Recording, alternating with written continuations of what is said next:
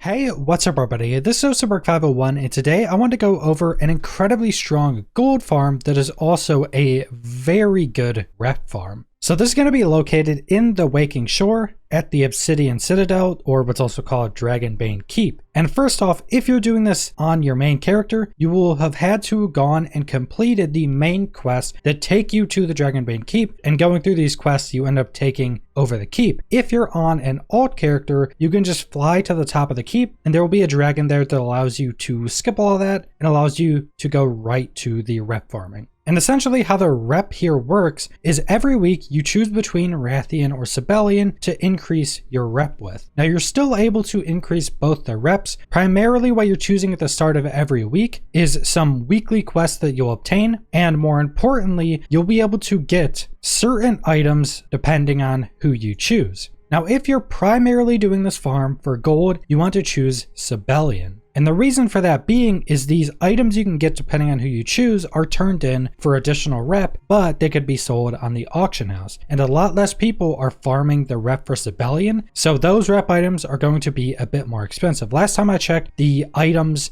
from Wrathion, which are called Sarga's Signets, are around 2,500 gold a piece, and the items from Sabellian, which are marks of Sarga, are going for around 3,000 gold. And keep in mind, those can fluctuate pretty heavily as well, so check your auction house on those items before you go and farm this to see if it's still worthwhile for you. And if you're somebody that just wants to get this rep up, you can turn those in for rep. But personally, I think the gold is worth a lot more. These don't give a ton of rep. I think it's like 50 rep if you're not on a human character. So it's not that much in the grand scheme of things, but it is quite a lot of gold. Now, the main way you're going to go about farming rep in this area, besides doing the weekly quests, is farming all of the elite enemies in this area. Because all the enemies in this general area have a chance to give you key fragments and key framings. Now you take 30 key fragments and 3 key framings, and that will turn into a greater or restored obsidian key. And then you turn these keys into a handful of different NPCs in the area, and those will either give you Sabellian or Wrathion reputation. There's also a few additional things tied to that, but that's a general overview. And those aren't sellable. So no matter what you're doing, you're killing enemies here, you're going to be farming up rep because you're going to be getting these key fragments and key framings to turn in for rep. And that's why this spot is so good for gold and reputation, because you're getting the soulbound items for rep, and then you're selling those reputation items that we already went over for gold on the auction house. Now there's a few ways you can actually go about farming the enemies in this area, and some are much more efficient than others. Now first off, I'd recommend getting a group. It's all elite enemies here. Even if you're really geared, it's just going to take such a long time to kill enemies. You want a group. Now the first way, and the way a lot of people are doing it, is you just get a group of 5 and you run around above ground out in the open and you just pull a bunch of enemies, kill them all, keep running around and killing enemies because it's a pretty big area, so you pretty much always have something to kill. That's probably going to be the least effective way, but it's still going to be good. You're still going to be able to make a lot of rep and make a lot of gold. But the best way to go about farming this is there is an area that essentially has hyper spawning for these elites. Now, if you go over next to Wrathion, there's an entrance and a staircase to an underground area. Now, once you go down the stairs, there's just a left and a right. And that's pretty much all there is, but both left and right are filled up with tons of enemies to kill. Now, if there are groups that went both left and right and are killing enemies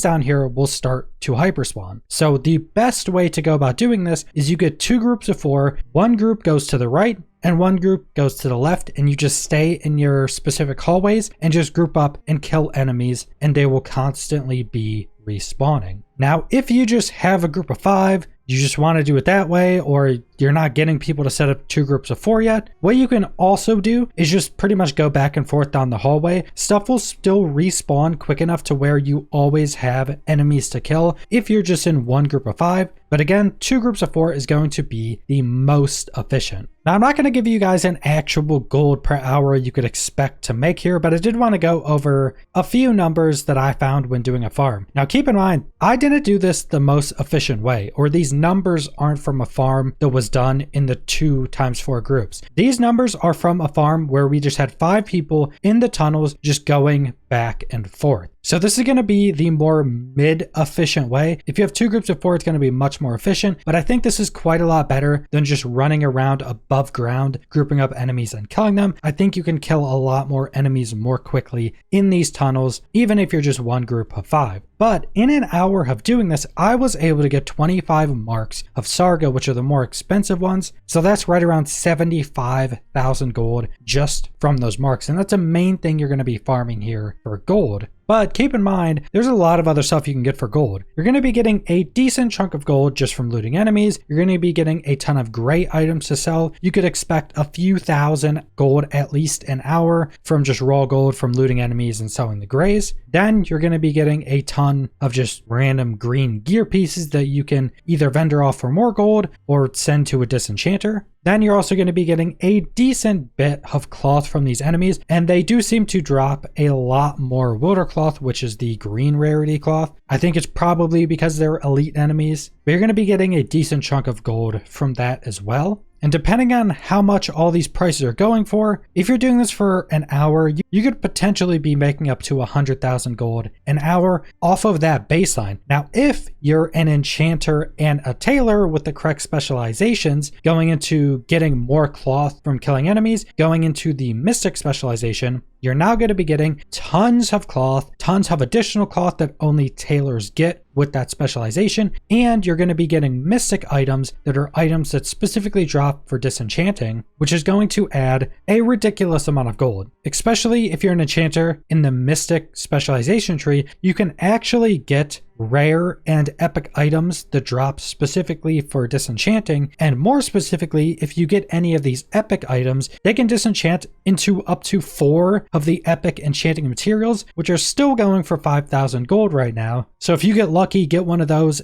and it gives you 4 of the epic resources, you can get 10,000 gold just from that one drop alone. So I could very easily see, if you have 2 groups of 4, if you're an enchanter and a tailor doing this farm very efficiently, I could very easily see people getting 150,000 gold in an hour, but that would be the most efficient you could possibly do this farm. But that's pretty much all I want to go over for this farm. I would recommend going and doing it. You're going to be getting tons of rep, a ton of gold per hour, and if you farm it enough and get high ranks with these reputations, you can actually get yourself some raid quality gear. I think 389 and a 398 piece. So pretty good gear, tons of cosmetics if you farm enough to get those reps really high. But that's pretty much all I want to go over. So subscribe if you want to see more World of Warcraft or other MMO videos. Leave a like if you liked the video. Leave a comment down below what you guys think about this rep and gold farm. And thanks for watching.